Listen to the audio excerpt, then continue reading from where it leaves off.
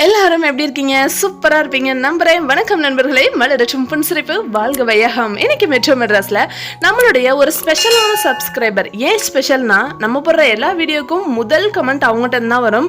So அவங்க என்ன கேட்டிருந்தாங்கன்னா, சம்மருக்கு சும்மா செம்ம சூப்பரான சம்மர் ட்ரிங்க் ரெசிபி போடுங்கன்னு சொல்லியிருந்தாங்க. ஸோ கொளுத்துற வெயிலுக்கு கோடையை சமாளிக்கிற மாதிரி குழு குழு ரெசிபி இன்னைக்கு பார்க்கலாம். ஒரு அன்பான அராத்தான ஒரு கமெண்ட் என்ன அப்படின்னா, நீங்க டைரக்டா ரெசிபி பத்தி எக்ஸ்பிளைன் பண்றது ரொம்பவே சூப்பரா இருக்குது. ஆனா விட்டமின்ஸ் பத்தியும் அதுல இருக்கக்கூடிய பெனிஃபிட்ஸ் பத்தின ஃபேக்டும் நீங்க போட வேண்டாம் அப்படின்னாங்க. போட வேண்டாம் அப்படின்றத நான் எப்படி மீன் பண்றேன்னா, தெரிஞ்சவங்க உங்களுக்கு தெரிஞ்ச நல்ல நல்ல விஷயங்களை கமெண்ட்ல எங்களுக்கு கத்துக் கொடுங்க, நாங்க கத்துக்க தயாரா இருக்கோம்.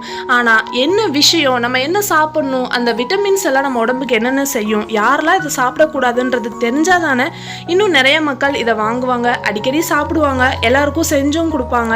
ஸோ நமக்கு தெரியும் அப்படின்னா அதை நம்மளோட வச்சுக்காம எல்லாருக்கும் நீங்கள் பகிர்ந்துக்கங்க.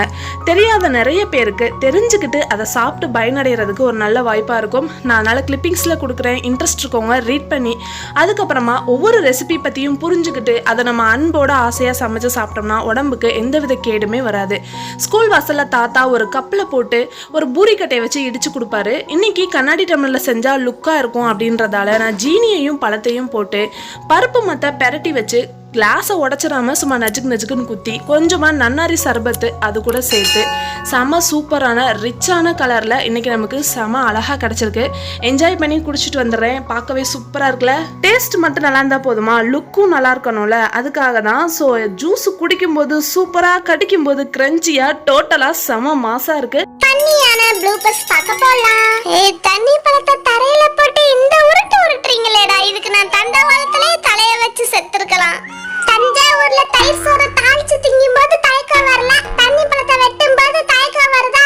தயங்காம போய் மினிமைஸ் பண்ண மீன் குஞ்சு பத்தியில வெட்டு ஒண்ணு துண்டு ரெண்டு சும்மா வெட்டினா ரெண்டா பழந்துக்கும். வாங்கடா 5 minutes கிராஃப்டா.